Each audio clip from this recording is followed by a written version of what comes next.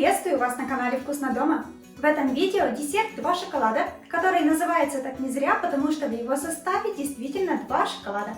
Такая панакота получается легкой, ароматной и божественно вкусной. Для начала заливаем желатин холодной водой. Отставляем на 5-7 минут.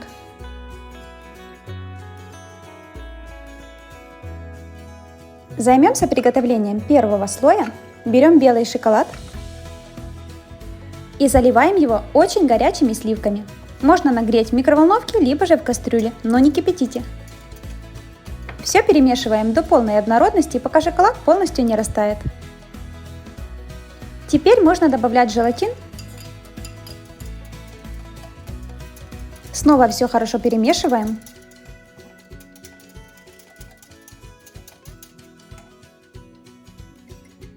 За это время температура смеси упала и можно смело вливать йогурт. Соединяем все в единую массу.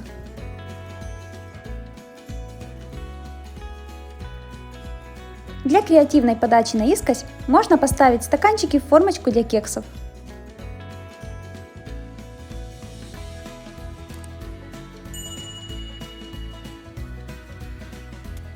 Отправляем первый слой в холодильник минимум на час.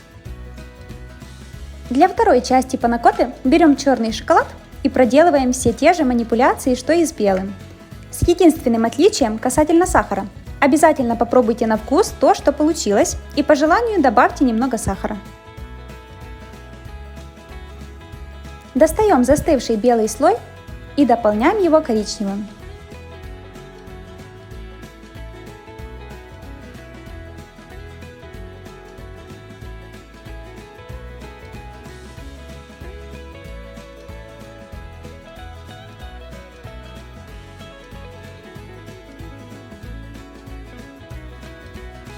Ставим в холодильник до полного застывания, и вот что получилось.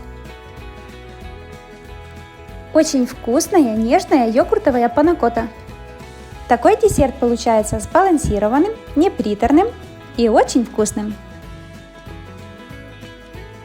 Желаю вам приятного аппетита и не забудьте подписаться на канал.